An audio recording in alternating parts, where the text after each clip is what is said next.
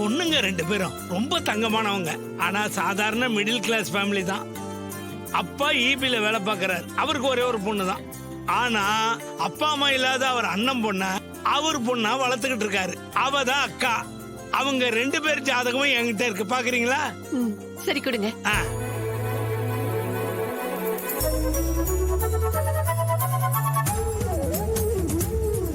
ஜாதகத்துக்குள்ளேயே போட்டோவும் இருக்கு. ஆனா ஒரு கண்டிஷன். கண்டிஷனா என்ன?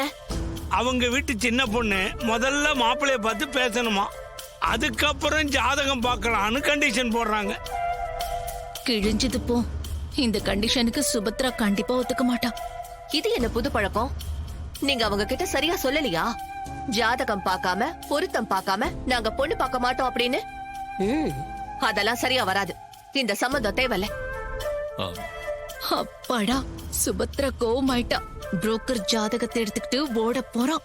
அம்மா, இந்த காலத்து பொண்ணுங்கெல்லாம் 2K கிட்ஸ். அவங்க எல்லாம் வேற மாதிரி இருக்காங்க. என்னங்க வேற மாதிரி இருக்காங்க?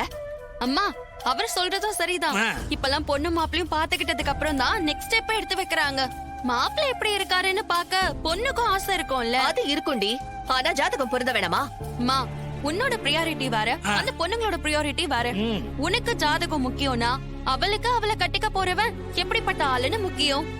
So simple and so natural. நீ ரொம்ப பேசுற பல்லவி.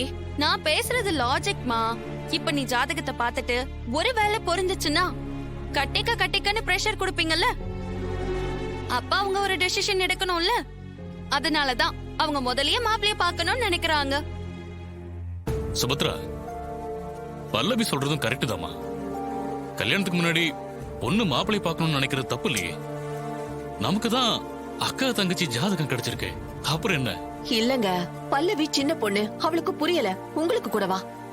ஜாதகம் பாக்குறதுக்கு முன்னாடி பொண்ணும் மாப்பிளையும் பார்த்து ஆசைப்பட்டு அதுக்கப்புறம் ஜாதகம் பொருந்தலனா என்ன பண்றது? அது மனசுக்கு ஒரு மாதிரி ஆயிடும்ல. அதெல்லாம் ஆகாதுமா.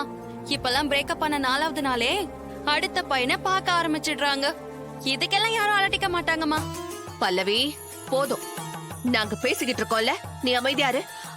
என்ன இருந்தாலும் அண்ணி சொல்றதுதான் சரி. பொண்ணு மாப்பிள்ளையும் பார்த்து ஆசைப்பட்டுட்டா அதுக்கப்புறம் ஜாதகம் பொருந்தலன்னா என்ன பண்றது?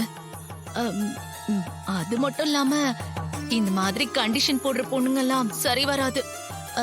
என்னமா, நான் சொல்றது சரிதானே? துபாயில இருக்கிற என் புருஷன் கிட்ட கேட்டாலும் இதான் சொல்லுவாரு.